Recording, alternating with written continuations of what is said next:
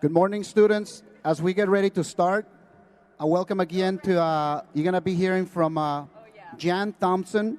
She's a documentarian filmmaker. So she'll be, here interviewing our POWs, prisoners of war. They'll be sharing their experiences with you. So if you can please help me give them a big round of applause to welcome them. Thank you.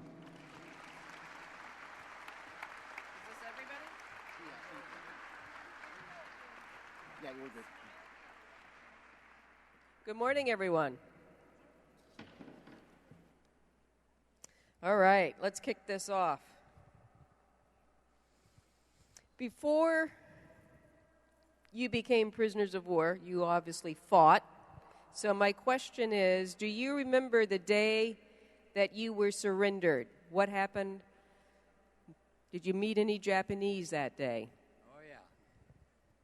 Well, the day I surrendered, it was the morning of the 9th of April, of course, and we'd been running all night long, and they were blowing up all the ammunition dumps, and Coregidor was trying to cover us with mortars, and some of the mortars were falling short, so some of the mortars fell among us guys.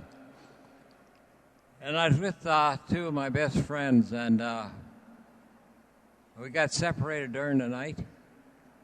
And I thought they got killed. But I wound up with 10 people, and we surrendered together, and I didn't know one of them. They were from different units.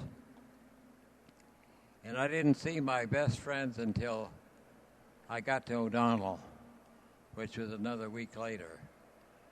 I was walking on an ammunition trail with these 10 guys, and we could hear these tanks a-coming through the jungle, and they were firing over the top of us, and we got into a low spot, and these tanks rolled up on us, and I remember one of the guys was so scared that he had rubbed my stomach. He had stomach pain.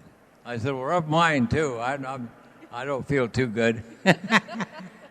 And so we put a T-shirt on a rifle barrel and then walked out in front of the tanks. There were about 10 tanks. And we walked up with the tank. They put machine guns on us and turned us over to the troops. Well, the first thing the troops did was take all our valuables.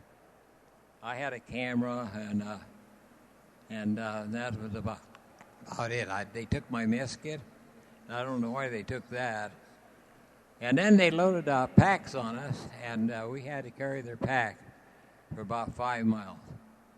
And we hadn't eaten for 3 days, and I was so tired, but I wasn't scared. For some reason or other, I was not scared because I was too tired. And I thought, well, this is the end of it, because we walked up. I remember looking down the barrel of the cannon on the tank, walked up and turned us over the tanks, and the one Jap came by and he kicked me, and I fell down and he kicked me in the ribs, and I had broken ribs when I started the death march, and I was very sore. And so then they lined us all up at Marvelis, and we started the so-called Death March to Bataan. So-called the Death March to Bataan. There we go. Right, we're going to move on. Huh? We're going to move on. We'll go to the march a little later. When I do this, that means wrap it. Okay. The day that they surrendered, I was in the Naval Battalion on Coregidor. The crew of the Canopus had been made into a 4th Marine Battalion, and we were sent out on Monkey Point the night of the invasion on Coregidor. A bunch of us got the word that the war was over. Our war was over at least. And I was just outside of Melinda Tunnel. And that's about the only thing that I can recollect of what happened at the day of the surrender. Shortly after that, we were put out in what they called a 92nd Garage compound, We had a half-inch water pipe to feed everybody that was stuffed out there, about 8,000 Americans and God knows how many Filipinos. I was lucky. I had two very good friends that somehow got me back into the Melinda Tunnel after I acquired hepatitis, Guam blisters, and I would, if Callahan is still alive and McGinnis is still alive, thank you. Melinda Tunnel was where the hospital was located on Coregidor. Do you remember the day that you were surrendered to the Japanese? If I do this, that means you got to wrap it. Well, I didn't surrender to the Japanese. I was on parole duty, and I did not know that the Japanese had taken over. But I did run into a Japanese patrol, and we fought for, 15, 20 minutes. And I ran out of ammunition, so I had to give up. And they wanted to know why I was still fighting. And I said, well, in case you don't know, we're at war with each other, and it's my duty. Well, you've done a pretty good job of fighting, but now you are my prisoner.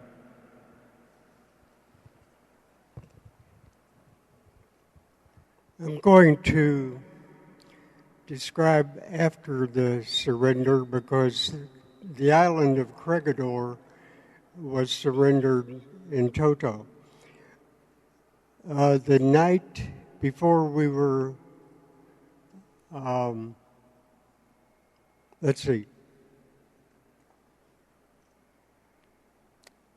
to get the date straight. I think it was the 7th or the 8th. The Japanese warned us. They said, you have to get off the top of the island, in the middle of the island, before 7 a.m. Because at 7 a.m. we're going to cut loose with every gun on Bataan, every gun on Batiti. What's that place called? Well, the other peninsula, because we were on an island in Manila Bay between two peninsulas, and they were going to cut loose with every bomb, every gun, every shell that they had, and level the island. So the way I remember it is the officers partied in C1 Tunnel where I slept that night. They partied until about midnight, and then they were doing things like drinking French cognac and champagne and singing and having a great old time. And then they had to get up at 4 a.m. and march down and meet the Japanese in the middle of the island. I remember being stopped by a Japanese patrol, middle side, Coregidor, and it was dark, of course. They were shining a light. We were sitting around in a semicircle. They were shining a light. There was an officer who spoke perfect English, which I thought was kind of eerie. And he shined the light right in my eyes, and he said, "Ah, a young one." I was 19 at the time. We marched on down to the bottom of the island to the tunnel. They made us go inside the tunnel. I lay down on a bunk. There was a colonel next to me. I was in the regular army. We always looked up to our officers. This colonel had lost it. He was up on a hill, and he was shell-shocked, and he was raving. He was just saying whatever came to his head, but what I heard was no blade of grass grew on that island. They had bombed and shelled every inch of it. The next I remember was trying to get some water, and that was quite an ordeal. I just wasn't up to it. I passed on the way to the water, I passed a pile of corpses, and some of them were Japanese, and they had cut the hands off to send home. That was the way they notified their relatives that their loved one had been killed. Thank you. When you were in the camps, were you ever beaten by guards? And if so, why were you beaten?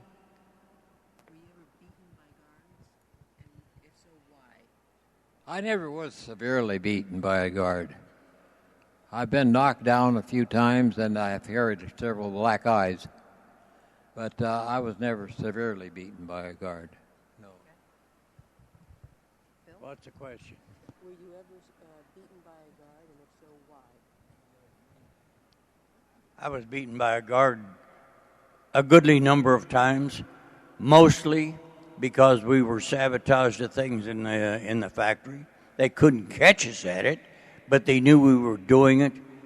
The time that I was beaten the worst, I guess after I had just destroyed a part and a tool on a shaper in the factory. Thank you. Were you ever beaten?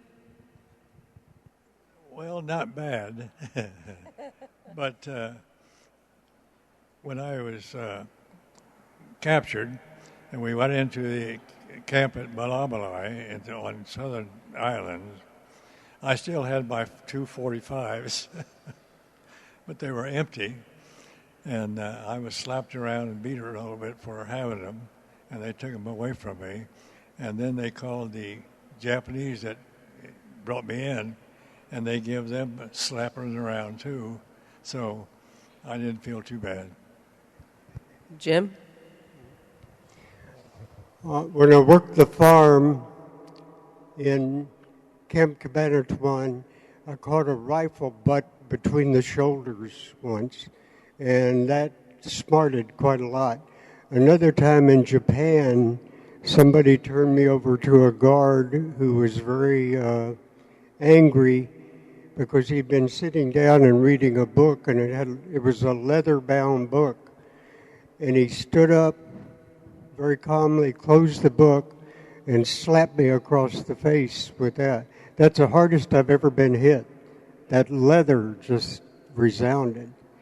And another time in Japan, a guard hit me with a stick like a tent pole, and it made a gash under my eye. The guards could be pretty brutal in the camps. Did any of you ever fantasize about killing the guards? And if so, how were you going to kill them? And if so, how? When I was in the coal mines in Japan, a Marine and I, we planned all winter how we could kill this guard. And we schemed and schemed and schemed and thought we were going to run over him with a coal car and everything. But we never could figure out any foolproof method, you know. It's kind of dumb. No way we could get by with it. But we would have killed him if we could have done it. He was a bug. We called him the bug. The bug? The bug. The bug. B-U-G. And he was so mean to us guys. And he used to snap us on the end of the nose all the time, you know, because he knew it infuriated us. And we'd get so mad, you know, we'd just boil, you know, but we didn't dance and do anything, otherwise it would be the end of us. What was the question? Yes. Did you ever fantasize about killing one of your guards, and if so, how? Is this as good air or bad air? Did we ever think about killing the guards? Yes, many times. We had two interpreters in the factory, in the camp, Noda and Kawashima, two of the meanest, no good so-and-sos in the face of the earth. They were both American Japanese, And their philosophy was that the Americans were going to win the war, they were going to be killed by the Americans, and they didn't really give a damn what happened to the prisoners of war. And their treatment of us was, shall we say, not very good. We had another interpreter down at the factory by the name of Kai that was the manager of Ford Motor Company in Japan before the war. He used to harangue us and scream at us and say, "We know you are sabotaging this bunch, and we are going to catch you, and we are going to cut off your heads." Whether he meant it or not, he never physically hurt any of us. I met his daughter after the war on a trip to China. She was a very lovely young lady, and I think she was looking for closure of an incident. And I think that we told her that her father had not abused us except verbally, and made her very happy. Did you want to kill your guards, and if so, how? Well, I didn't want to kill them, but I didn't like them very well because they treated me pretty good in Manamalai because I did not surrender. And but I got slapped a few times, but that's about it. Did you want to kill your guard? No, but I want to seize this opportunity to talk about a book called Unbroken. Has anybody read it? If you haven't, you should, because it's about a famous athlete who became a flyer in World War II, and he was shot down and survived 42 days on an island, and then was captured by the Japanese and put in a camp. And he had a guard named Watanabe. And Watanabe made his life miserable for the rest of the war. When he came back home, he was absolutely obsessed with trying to get back to Japan to kill Watanabe. It went on for years, and I think it impacted his life so much that he could have done great things had he not wasted those years. But if you read the book or listen to the tapes, as my daughter and I are doing, you will be rewarded, I guarantee it. In the camps, you didn't get a lot of food. The diet was pretty lousy, and they were forced usually to eat what was called lugao, which was a watery rice soup. So you guys would go maybe catch a few things to put in and quan. Quanning was finding extra food. Did you ever eat dog or anything like that? No, I never ate a dog. I never did see one in there. If I'd have seen one, I'd have been after him. I haven't eaten rat either. I used to try to catch them. We call them cabana de one beef, rats. And I remember crawling over me one night, and I got up and I threw everything at him with my shoes, and I couldn't get him, though.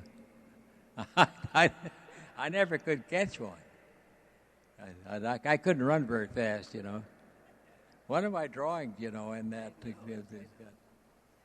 This is Ben Steele. He's the artist, and so the exhibit that's out there towards the front door, please take a look at it. And there might be one painting in there of a guy catching a rat. How about you? Did I ever eat dog? Right. Did I ever eat dog? Yes. We had a pack of wild dogs running around in camp in Muckton.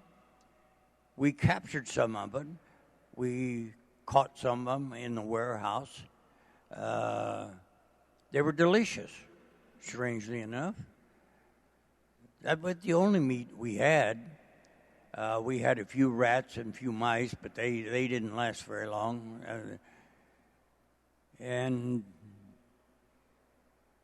the only meat we had in Muckton in the 3 years that we were there were the dogs and what we caught. And one time the Japanese brought in some goat meat. It was the strongest stuff that you ever smelled. You could hear it coming.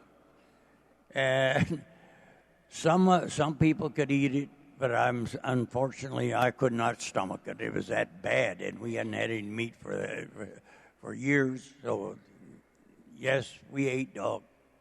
Did you want to say? No, the 4th Marines had a dog they took all the way through the prison camps. And they called him Su Chow, which is a town in China. And Su Chow, I illustrated the book on Su Chow. They brought him back to the state. They used to share the rice with Su Chow. And he's buried in the Marine Cemetery in San Diego as a 4th Marine. Did you understand that? So before they were surrendered, one of the men had a pet dog. And nobody dared eat that dog because he was like the mascot of this one group of Marines when they were captured. So they protected this dog throughout, 3.5 years. They'd have to fight the Marines if they bought Right.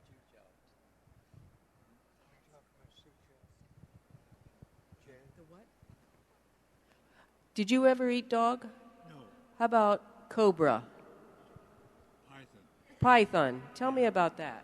The python was probably 15, 20 feet long, but a friend of mine was the first one to get a hold of him, and he says, "This snake is mine, so leave me alone." Well, pretty soon he called for help. So we helped him, but that python was about 20 feet long and very good eating, very good. But weren't you requested to eat a heart? A heart? Oh. Yeah, one of the Japanese had killed what was it now? Cobra. A cobra, and said, "Now if I eat that heart, I'd have long life." So I did, and I'm 93 and pretty good shape.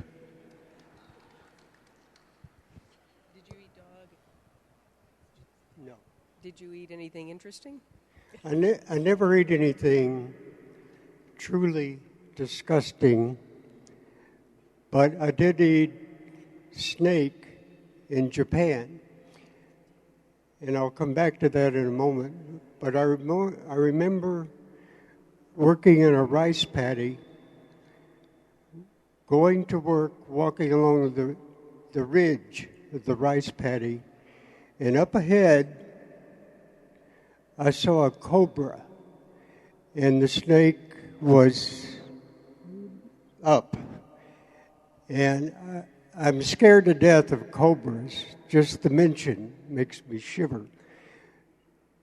But 10 feet ahead of me, there was a cobra, and the guys walking by were barefoot. One of them stomped the cobra. And of course, he made the cobra very angry. And we had to go by the angry cobra. We had to talk to ourselves to do that. I want to come back just for one moment to eating snake in Japan. I saw the Lieutenant Sentz from Washington, coming across the compound with a long snake, and he was holding it by the neck. And a Japanese interpreter came right behind him saying, Mr. Senso, do not eat that snake. It is most poisonous." Sentz could care less. He took it right in the galley, skinned him out, stewed him up. Delicious, but very bony.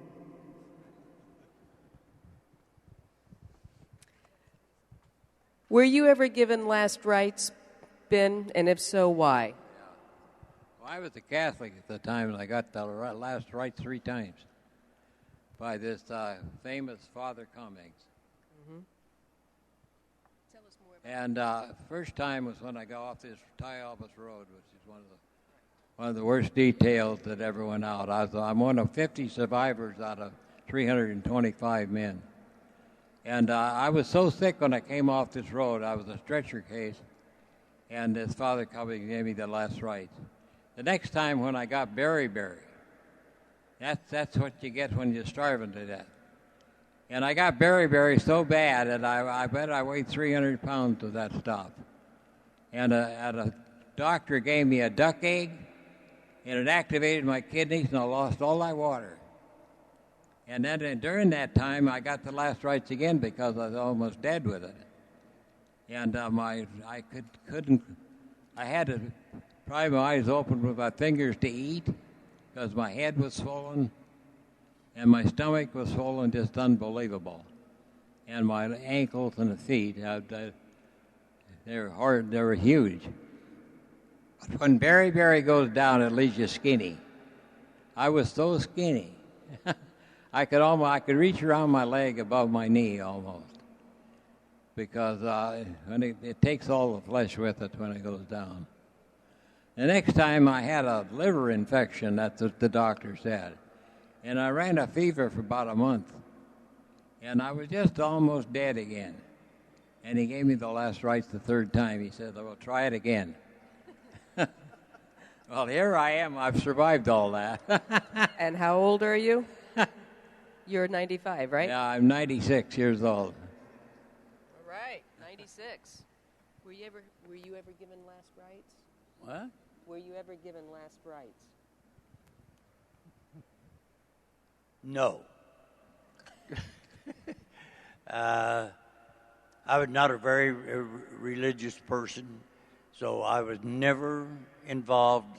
Well, as far as I know, we didn't even have a chaplain up there. So, no, I was never given last rites. Were you ever at a point where you thought you were going to die, that you were that low? Were you ever at a point where you thought you were going to die? Were you ever really sick? Now she wants to know if I was ever at a point where I thought I was going to die. Frankly, no. I don't think I was ever at a point where I thought I was going to die. I says, well, I'll have to be careful, that those little yellow gentlemen out there can't kill me. So there was no way I was going to die. I was going to have revenge some way, sometime, somewhere in the future. Actually, I think we probably did get a little bit of our revenge on the Japanese guards and officers of our camp.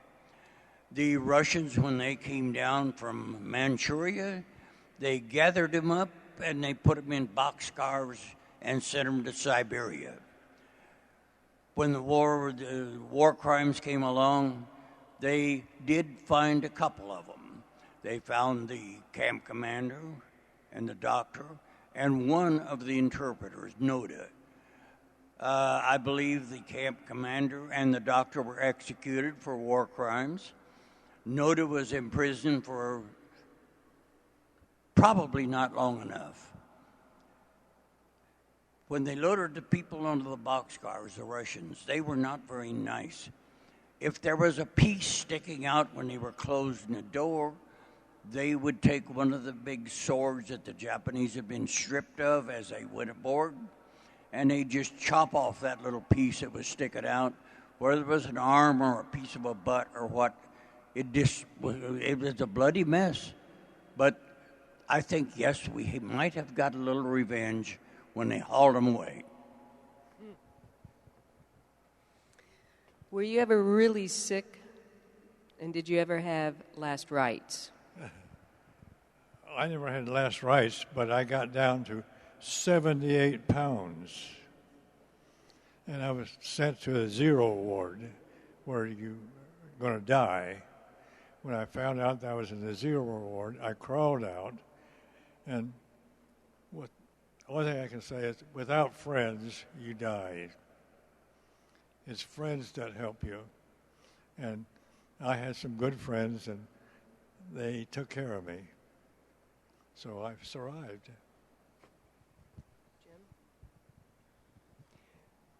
Um, yes and no. What I remember, the early days of Coregidor, or Cabanatuan, when we became prisoners, our guys couldn't cook rice. They put too much water in it, and it came out a watery, thin gruel, and it tasted like target paste. If you had malaria or dysentery, if you were ill, you lost your appetite anyway. And that stuff wouldn't bring your appetite back, even though you may not have eaten in days. The only medication then was a slimy green water. It was bilious green, and it supposedly was a mixture of iron, quinine, and something else. But it was bitter, and as soon as you took a gulp of it, you lost whatever appetite you had.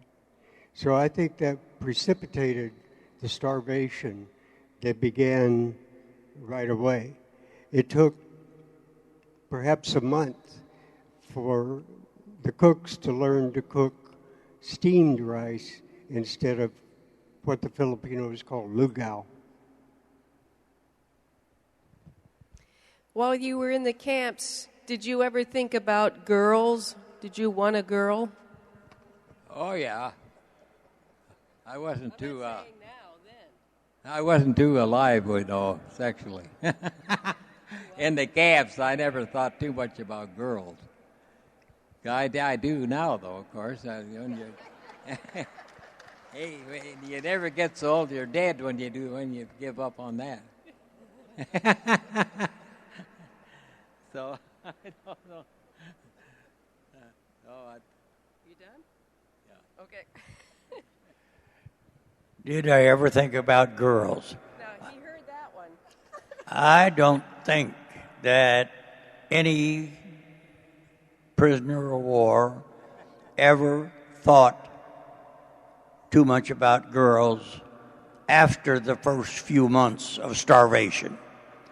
They were thinking of food, survival, the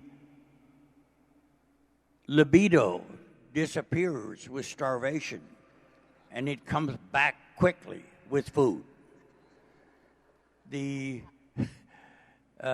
first thing that every one of us thought about after we were on our way back to the States, where are we going to find a lovely young lady?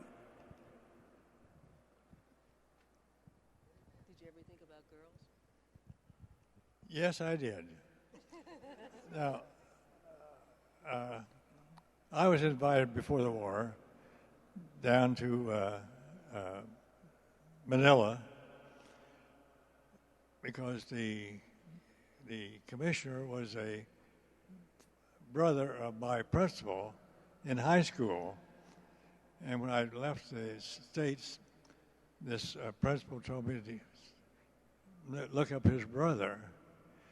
Well, I didn't really do it for a while, but one day that big old car drove up to our orderly room and went in, talked to the first sergeant and the captain, and they called me up from work, and I was supposed to go to Manila with this guy, and there's a big party going on. So I got cleaned up and got in the car, and we went to Manila, and they took me over to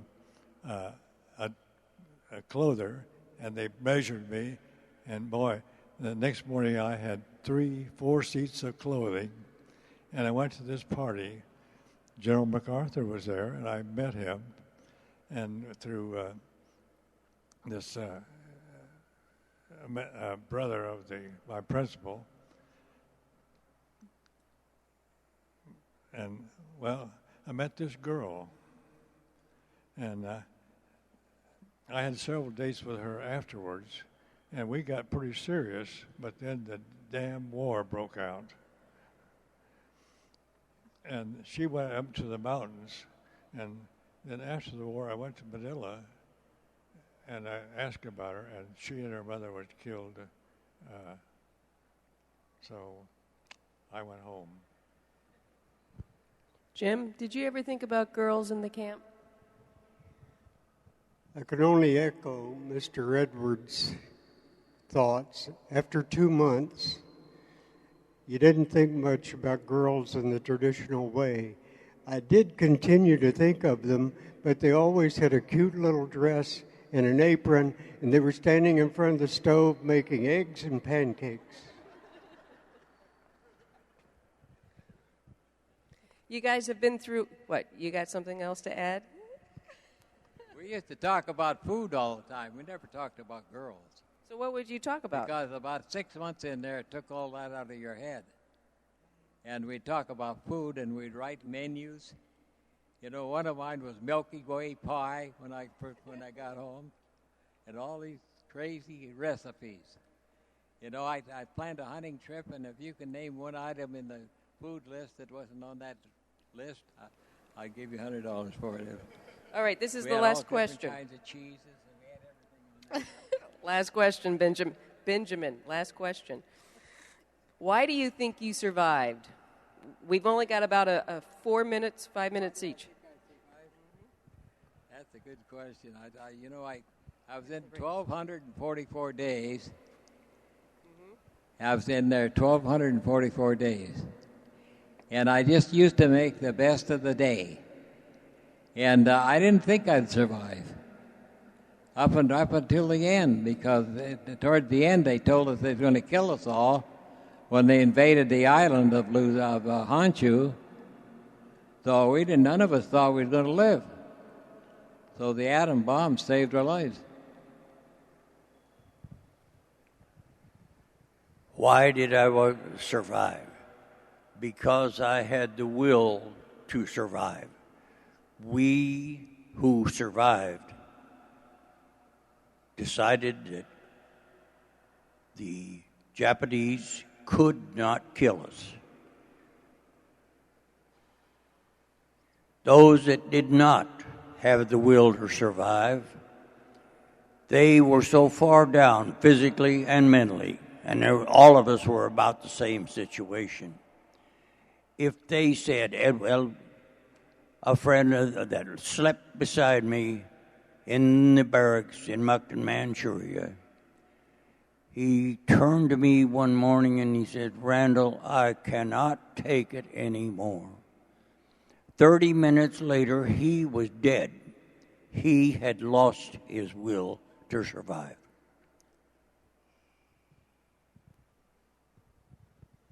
Well, I survived because I ate that heart. Or I swallowed it. No, it took a lot to do it, get it down too. But anyway, I figure that was the reason I survived.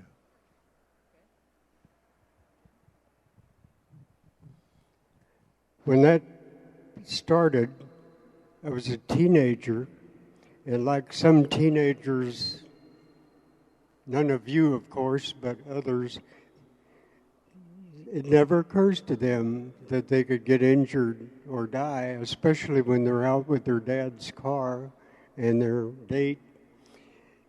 It just never occurred to me. But one poem did echo in my brain a lot, and it was called Invictus by Richard Henry Lee Hunt. And it goes, I won't state the poem, but it goes, out of the night that covers me, black as the pit from pole to pole.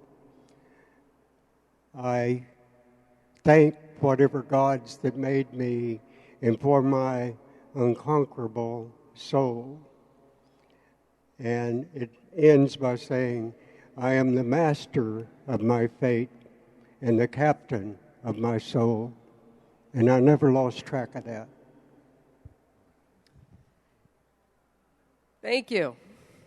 Thank you so much. Is this the last time we will be up here? If you want to be at the last time, we got 2 more days. I know. I'm just saying that. Thank you. Because I want to say something on the last time we're here. Okay. The last time we got. Okay, thank you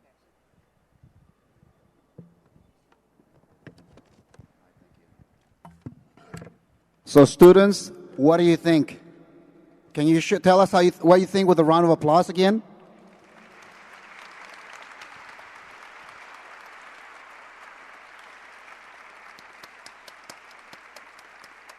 This has all been made possible. There's one gentleman, and you heard it before, and from the bottom of our hearts, all of us here, I also want to thank Ken Buckles. Ken?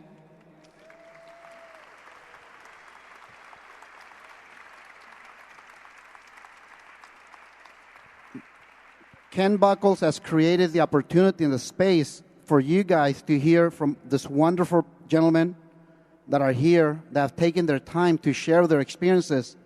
If you think about this too, you guys are probably like 16, 17. Is that correct? They were just a couple of years older than you were when they were going through this, some of them. Like they were 18, 19. There's some of them too that you'll hear from, that some of them joined the military 14, 15, 16, 17, around your age. And many of them have seen the horrors of war. And that's why they're sharing with you. So you get the sense, too, of the opportunity, the sacrifices they went through, and the opportunity that you have now because of that sacrifice. So again, thank Jan Thompson and the veterans here that were sharing their experiences. Thank you. And I'll turn over to Ken Buckles. Thank you, everybody. Go ahead and stay here, and the rest will be coming in the next 5 minutes, and we'll have our closing assembly of honor. All right.